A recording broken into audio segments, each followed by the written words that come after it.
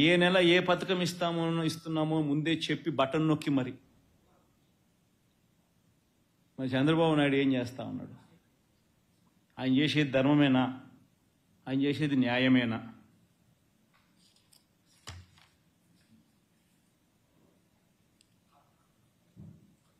ఈరోజు చంద్రబాబు నాయుడు గారు ముఖ్యమంత్రి అయ్యే టయానికి మా టైంలో అన్న మాకు 100 కోట్ల రూపాయలు మాత్రమే ఉన్న పరిస్థితులు మేము అధికారంలోకి తీసుకున్నాం.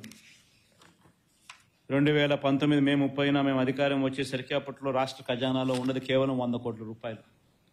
మరి ఇప్పుడు ఇవాళ చంద్రబాబు నాయుడు అధికారంలోకి వచ్చేసరికి చంద్రబాబు ప్రమాణ స్వీకారం చేసిన జూన్ 12వ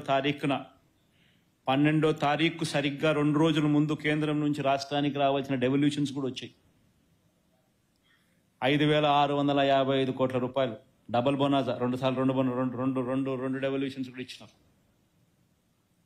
వచ్చి ఆయన ప్రమాణ స్వీకారం చేసే టయానికల్లా రాష్ట్రంలో కనీసం 7-8 వేల కోట్ల రూపాయల డబ్బులున్నాయి. మాతో 100 కోట్ల రూపాయలతో మేము ప్రమాణ స్వీకారం చేసినాం. మా 100 కోట్ల రూపాయలు ఉన్నప్పుడు మేము చేసినాం. ఆయన అధికారంలోకి వచ్చేసరికి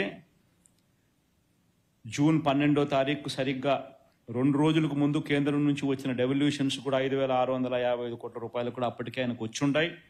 మొత్తంగా 7-8 వేల కోట్ల రూపాయలు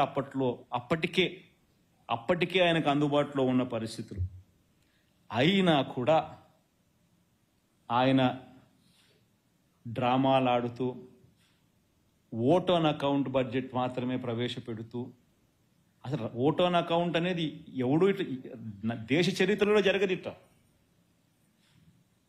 రాష్ట్ర చరిత్రలో ఎప్పుడు జరగలేదు, దేశ చరిత్రలో కూడా ఎప్పుడు జరగదు. 12 నెలల కాలానికి బడ్జెట్ అనేది ప్రవేశపెడతారు. 7 నెలల కాలం ఓట్ ఆన్ అకౌంట్ బడ్జెట్ ప్రవేశపెట్టడం అన్నది ఏ దేశంలో, ఏ రాష్ట్రంలో ఎప్పుడు జరగదు, దేశంలో ఎప్పుడు జరగదు. ఒక చంద్రబాబు నాయుడు గారి హయాంలో మాత్రమే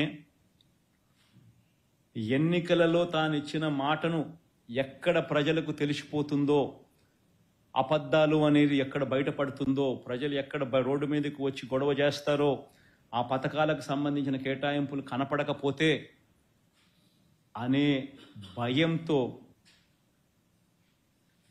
అప్పులు ఎక్కువ ఉన్నాయి, రాష్ట్రం అతలాకుతలము అని చెప్పి తాను చెప్పాలనుకుని అబద్ధాలు చెప్పాలనుకునే దానికి ఊతం కల్పించుకునే దానికోసం ఓట్ ఆన్ అకౌంట్ బడ్జెట్ను 7 నెలల పాటు నడిపిస్తా ఉన్నాడు.